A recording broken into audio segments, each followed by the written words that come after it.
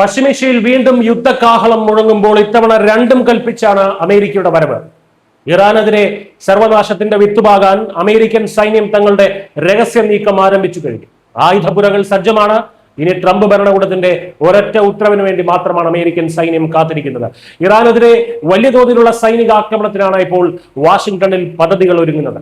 യൂറോപ്പിലുള്ള അമേരിക്കയുടെ കൂടുതൽ പോർ വിമാനങ്ങളും ഇന്ധനം നിറയ്ക്കുന്ന ഭീമൻ ടാങ്കറുകളും അതിവേഗം മിഡിൽ ഈസ്റ്റിലേക്ക് മാറ്റിക്കൊണ്ടിരിക്കുകയാണ്. വളരെ രഹസ്യമായിട്ടാണ് അമേരിക്ക തങ്ങളുടെ സൈനിക വിന്യാസം ഈ മേഖലയിൽ വർദ്ധിപ്പിക്കുന്നത്. രഹസ്യമായിട്ടാണ് ചെയ്യുന്നതെന്ന് പറയുമ്പോൾ പലരും ഇവിടെ കമന്റ് ഇടും, രഹസ്യമാണെങ്കിൽ നിങ്ങൾ ഇതെങ്ങനെ അറിഞ്ഞു എന്നാണ്. നോക്കൂ, അമേരിക്കൻ ഭരണസിരാ കേന്ദ്രമായിട്ടുള്ള പെന്റഗൺ ഔദ്യോഗികമായി ഈ കാര്യങ്ങൾ എവിടെയും പ്രഖ്യാപിച്ചിട്ടില്ല. എവിടെയാണ് എപ്പോഴാണ് അമേരിക്കയുടെ അടുത്ത സ്ട്രൈക്ക് എന്നത് പൂർണ്ണമായും രഹസ്യം തന്നെയാണ്. എന്നാൽ ഈ സൈനിക വിന്യാസത്തിന്റെ നിർണായക സൂചനകൾ ചില ഉന്നത അമേരിക്കൻ ഉദ്യോഗസ്ഥർ തന്നെയാണ് ഇപ്പോൾ പുറത്തുവിട്ടിരിക്കുന്നത്. അപ്പോൾ ഈ നീക്കങ്ങളെല്ലാം വിരൽ ചൂണ്ടുന്നത് ഒരൊറ്റ കാര്യത്തിലേക്ക് മാത്രമാണ്. കേവലം ഒരു മുന്നറിയിപ്പല്ല, മറിച്ച് ഇറാനെതിരായ അതിവിപുലമായിട്ടുള്ള ഒരു യുദ്ധത്തിന് തന്നെയാണ് അമേരിക്കൻ ഭരണകൂടം കോപ്പുകൂട്ടുന്നത്. ഈ പ്രകോപനത്തിന് പിന്നിലെ പ്രധാന കാരണം അമേരിക്കൻ സൈനികർക്ക് നേരെ ഉണ്ടായ ആക്രമണങ്ങളാണ്.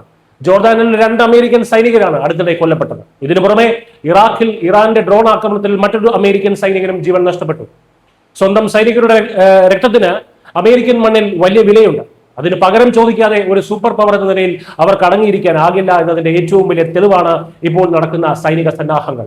യഥാർത്ഥത്തിൽ മാസങ്ങളായി തുടരുന്ന സംഘർഷങ്ങൾ അവസാനിപ്പിക്കാൻ കഴിഞ്ഞ മാസം 18-ന് ഇരു രാജ്യങ്ങളും ഒരു ധാരണാപത്രത്തിൽ ഒപ്പുവെച്ചിരുന്നു. എന്നാൽ കാര്യങ്ങൾ വീണ്ടും കൈവിട്ടു പോവുകയായിരുന്നു. ഹോർമൂസ് കടലിടുക്കിൽ വാണിജ്യ കപ്പലുകൾക്ക് നേരെ ഇറാൻ നടത്തുന്ന നീക്കങ്ങൾ ചൂണ്ടിക്കാട്ടി ഈ മാസം 8-ന് അമേരിക്ക വീണ്ടും ആക്രമണം തുടങ്ങി. തങ്ങളുടെ ധാരണകളുടെ നഗ്നമായിട്ടുള്ള ലംഘനമാണിതെന്ന് ആരോപിച്ച് മിഡിൽ ഈസ്റ്റിലെ അമേരിക്കൻ താവളങ്ങൾക്ക് നേരെ ഇറാനും തിരിച്ചടിച്ചു.